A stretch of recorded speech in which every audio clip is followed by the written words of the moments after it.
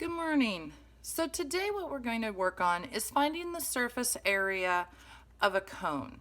But before we get to that, probably the easiest way to actually understand how to find the surface area of a cone is to first of all look at finding the surface area of a pyramid.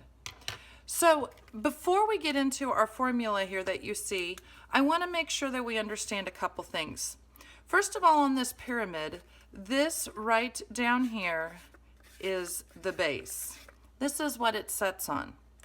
And our base has an area of width times width.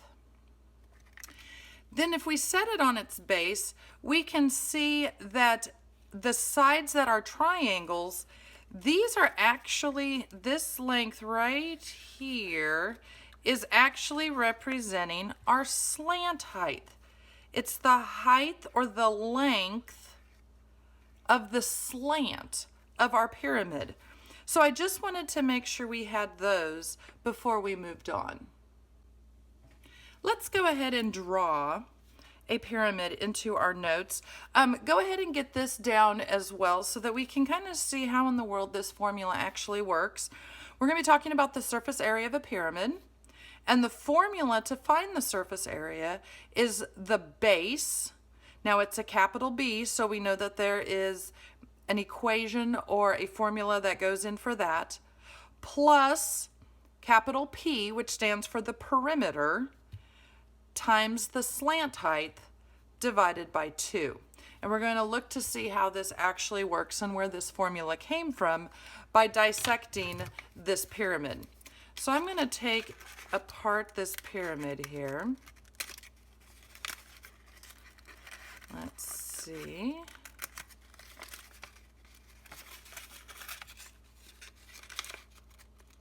We're going to see what the net looks like once we have this all apart. So this is what the net of a pyramid looks like. It has a square in the middle and then 4 triangles. So let's go ahead and get this down in our notes. We're first of all going to draw the pyramid as a 3D shape. So go ahead and draw a triangle. And we know we have a square base, so I'm going to just come out here and make that side triangle. And then remember the whole thing about parallel lines. I'm going to draw a dotted line that's parallel to the bottom here, and I'm going to draw a line right here that's parallel to this one on this side, and then a dotted line matching up the corners. So we have our 3D pyramid here, but now let's go ahead and draw our net so we can see the shapes that actually make up this pyramid. A square and 4 triangles. Now I'm going to bring this back here so we can see some things. This was the base, this is what it sat on, and we said that the dimensions were a width, so width times width. So I'm going to go ahead and put that there. Those are the dimensions there without actually measuring. And then we had noticed when this was in its 3D stature that this was the slant length. So I'm going to just go ahead and add that as well. We use a cursive L so that we don't think that it's a 1. Okay, so now let's go ahead and look to see where this formula comes from. First of all, we have to find the area of the base, and that's very easy because it's just width times width. So this area of the base is just width times width, or width squared. And then we would have 4 triangles. Well, we know how to find the area of a triangle. It's base times height divided by 2. Well, our base is a width, the width length here, times our slant height divided by 2. And we have 4 of those. So we're going to have width times length divided by 2 4 times.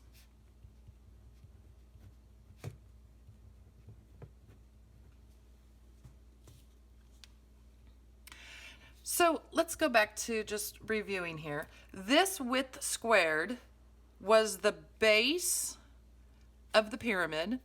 So that was the base, which is actually the formula for our capital B.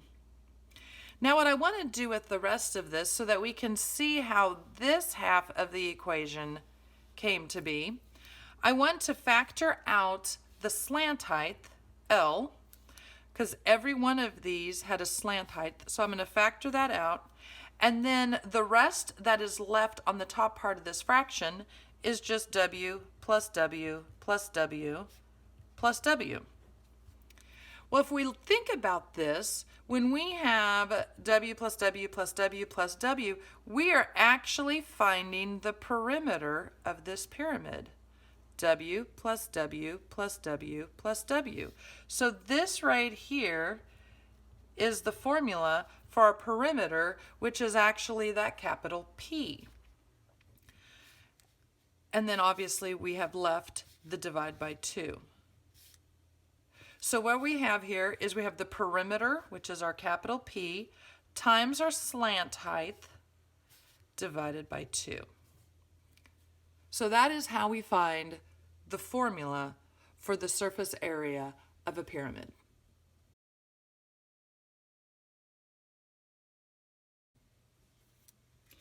Before moving on, I noticed a mistake, and I want to make sure that we understand what I did up here and how it differs down here. Some of you may have already noticed. Up here when I wrote the formula, I was dividing everything by 2. Whereas down here, I was taking the base plus the perimeter times the slant height and just that divided by 2. This one down here is actually the correct formula. So I want to make sure that you understood that it is not the base divided by 2. It's the base plus the perimeter times the slant height divided by 2.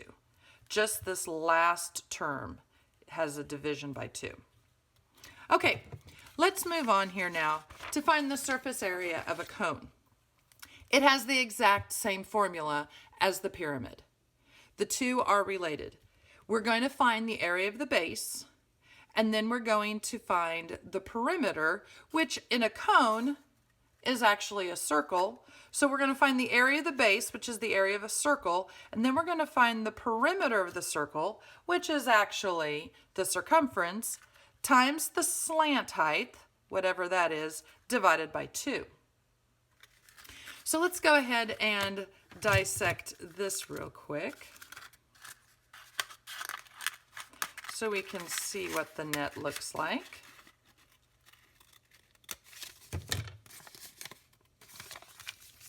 So this is the net of a cone, where this length right here was our slant height, and we have our area of our circle, which is pi r squared, and then we'll figure out and remember the formula to find the perimeter or the circumference.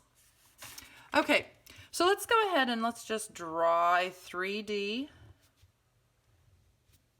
version of a cone. And then let's go ahead and draw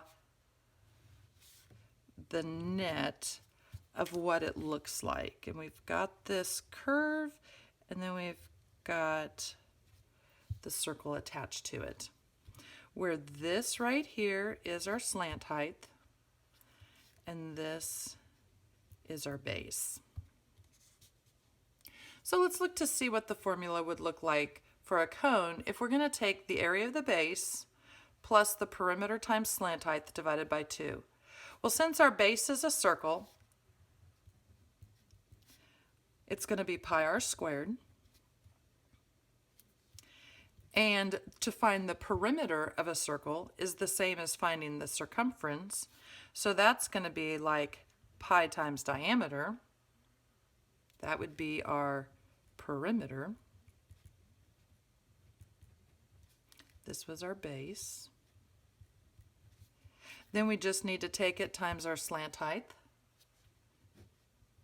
and divide that piece by 2. So let's look to see how this would actually work if we had some dimensions for our cone.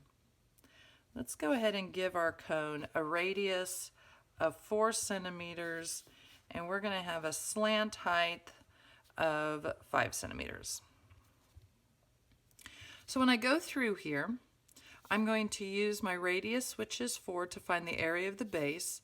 So pi times 4 squared plus, now the perimeter is pi times diameter. So I have to do a little computation here in my head. If the radius is 4, the diameter is going to actually be 8.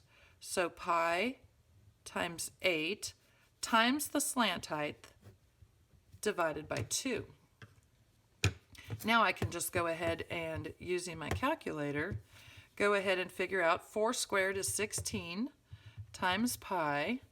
So the base of my cone is 50.24. And then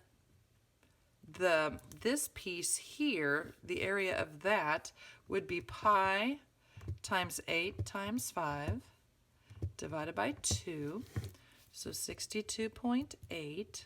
And I would just have to add those two together to get an entire surface area of 113.04 centimeters. And since we're talking about area, it's going to be squared.